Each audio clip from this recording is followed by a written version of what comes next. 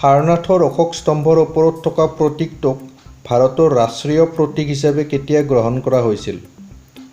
1950 চনৰ 26 জানুৱাৰীত সাৰনাথৰ অশোক স্তম্ভৰ ওপৰত থকা প্ৰতীকটোক ভাৰতৰ ৰাষ্ট্ৰীয় প্ৰতীক হিচাপে গ্ৰহণ কৰা হৈছিল। ভাৰতৰ ৰাষ্ট্ৰীয় পতাকাৰ আৰ্হিটো সংবিধান সংগঠনকাৰী সভাৰ দ্বাৰা কেতিয়া গৃহীত হৈছিল? 1947 চনৰ 22 জুলাইত ভাৰতৰ ৰাষ্ট্ৰীয় পতাকাৰ আৰ্হিটো সংবিধান সংগঠনকাৰী সভাৰ দ্বাৰা গৃহীত হৈছিল। জন গণ মন গীতটিক ভাৰতৰ ৰাষ্ট্ৰীয় সংগীত হিচাপে সংবিধান সংগঠনকাৰী সভাই কেতিয়া গ্ৰহণ কৰিছিল? 1950 চনৰ 24 জানুৱাৰীত জন গণ মন গীতটিক ভাৰতৰ ৰাষ্ট্ৰীয় সংগীত হিচাপে সংবিধান সংগঠনকাৰী সভাই গ্ৰহণ কৰিছিল।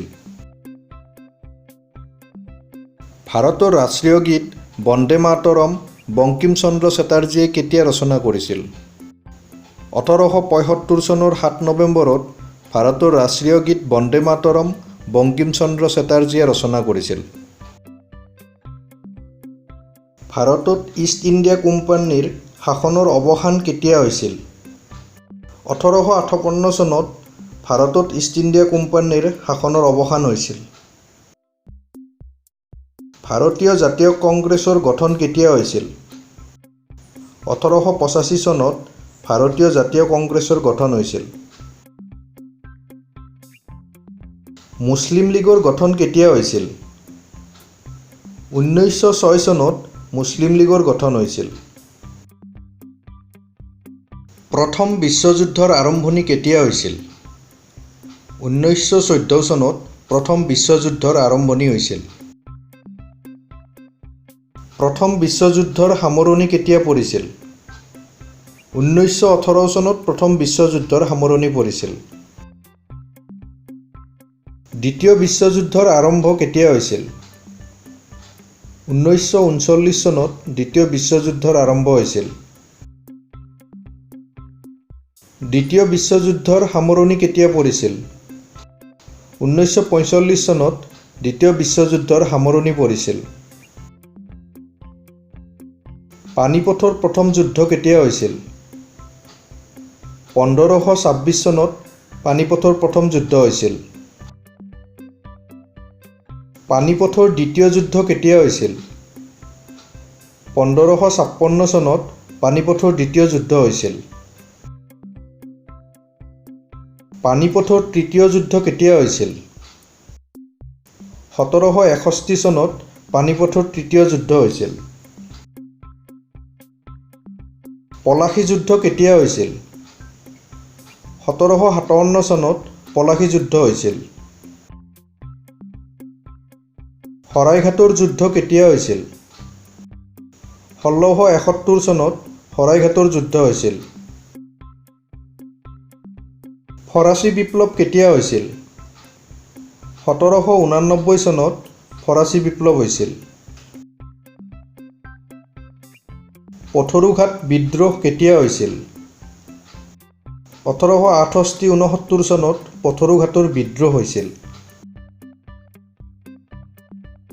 ফুলগুৰি বিদ্ৰোহ কোন চনত হৈছিল? 1861 চনত ফুলগুৰি বিদ্ৰোহ হৈছিল। ভাৰত ত্যাগ আন্দোলন কেতিয়া আৰম্ভ হৈছিল? 1942 চনৰ 9 আগষ্টত ভাৰত ত্যাগ আন্দোলন আৰম্ভ হৈছিল। ৰাওলাট আইন কেতিয়া গৃহীত হৈছিল? 1919 চনত ৰাওলাট আইন গৃহীত হৈছিল। ঘিলাধাৰী ঘাটৰ চুক্তিখন কোন চনত স্বাক্ষৰ কৰা হৈছিল? 1663 চনত ঘিলাধাৰী ঘাটৰ চুক্তিখন স্বাক্ষৰ কৰা হৈছিল। ভাৰতৰ প্ৰথমটো ৰাজনৈতিক সংগঠন জমিদাৰী সংস্থা কেতিয়া প্ৰতিষ্ঠা হৈছিল? 1838 চনত ভাৰতৰ প্ৰথমটো ৰাজনৈতিক সংগঠন জমিদাৰী সংস্থা প্ৰতিষ্ঠা হৈছিল। স্বাধীনতাৰ পাছত ভাৰতত প্ৰথমবাৰ সাধাৰণ নিৰ্বাচন কেতিয়া হৈছিল? 1951-52 চনত স্বাধীনতাৰ পিছত ভাৰতত প্ৰথমবাৰৰ বাবে সাধাৰণ নিৰ্বাচন হৈছিল। ভাৰতত প্ৰথম বৈদ্যুতিক ৰেল কেতিয়া আৰম্ভ হৈছিল? 1925 চনৰ 3 ফেব্ৰুৱাৰীত ভাৰতত প্ৰথম বৈদ্যুতিক ৰেল আৰম্ভ কৰা হৈছিল। ভাৰত চৰকাৰে ONGC কিমান চনত স্থাপন কৰিছিল? 1956 চনৰ 14 আগষ্টত ভাৰত চৰকাৰে ONGC স্থাপন কৰিছিল। অইল ইণ্ডিয়া লিমিটেড কিমান চনত গঠন কৰা হৈছিল? 1959 চনৰ 18 ফেব্ৰুৱাৰীত অইল ইণ্ডিয়া লিমিটেড গঠন কৰা হৈছিল। ভাৰত-বাংলাদেশ সীমা চিহ্নিতকৰণ চুক্তি কেতিয়া সম্পাদন হৈছিল? 2011 চনৰ 6 ছেপ্টেম্বৰত ভাৰত-বাংলাদেশ সীমা চিহ্নিতকৰণ চুক্তিখন সম্পাদন হৈছিল। ভাৰতৰ প্ৰথম সবাক কথাছবি আলম আৰা কেতিয়া নিৰ্মাণ কৰা হৈছিল? 1931 চনত ভাৰতৰ প্ৰথম সবাক কথাছবি আলম আৰা নিৰ্মাণ কৰা হৈছিল। ভাৰতত চিলড্ৰেন ফিল্ম ছ'চাইটি কেতিয়া স্থাপন কৰা হৈছিল? 1955 চনত ভাৰতত চিলড্ৰেন ফিল্ম ছ'চাইটি স্থাপন কৰা হৈছিল। নেশ্যনেল বুক ট্ৰাষ্ট কেতিয়া প্ৰতিষ্ঠা কৰা হৈছিল? 1957 চনত ভাৰতত নেশ্যনেল বুক ট্ৰাষ্ট প্ৰতিষ্ঠা কৰা হৈছিল। গভৰ্ণৰ জেনেৰেল উইলিয়াম বেণ্টিকে সতীদাহ প্ৰথা অপৰাধ বুলি কোন চনত ঘোষণা কৰিছিল? 1829 চনত গভৰ্ণৰ জেনেৰেল উইলিয়াম বেণ্টিকে সতীদাহ প্ৰথা অপৰাধ বুলি ঘোষণা কৰিছিল। এনি বেচাণ্ট আৰু Bal Gangadhar তিলকে home rule league কোন চনত আৰম্ভ কৰিছিল? 1916 চনত এনি বেচাণ্ট আৰু Bal Gangadhar তিলকে home rule league আৰম্ভ কৰিছিল। ইয়াণ্ডাবু সন্ধি কোন চনত স্বাক্ষৰিত হৈছিল?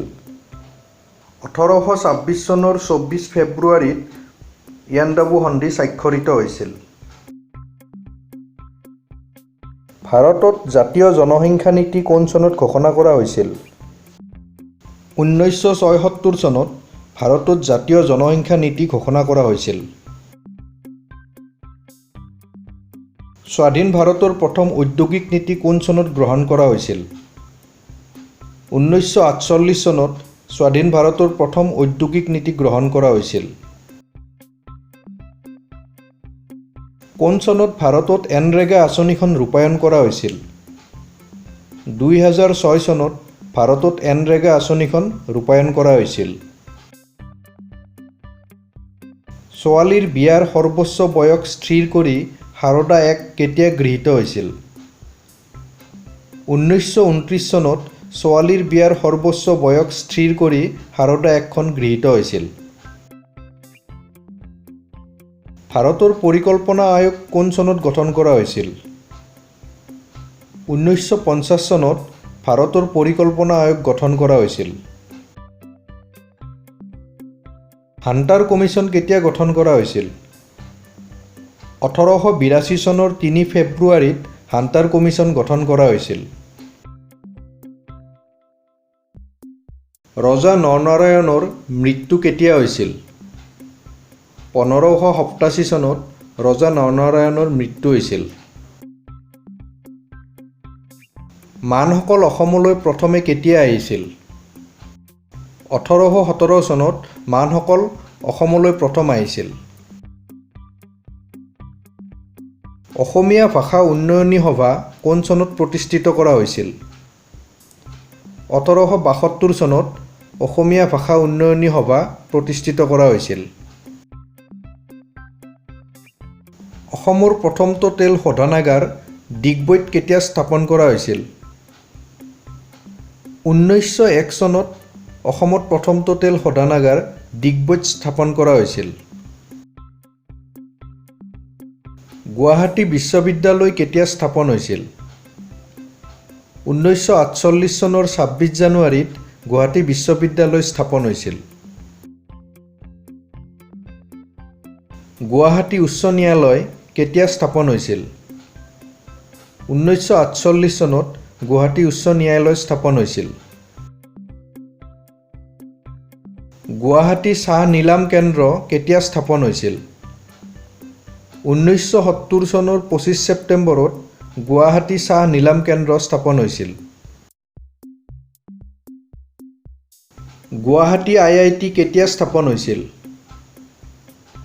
1994 চনত গুৱাহাটী IIT স্থাপন কৰা হৈছিল। বন্ধু বান্ধৱীসকল, শেষৰ প্ৰশ্নটো মই আপোনালোকৰ বাবে আগবঢ়াই দিছোঁ।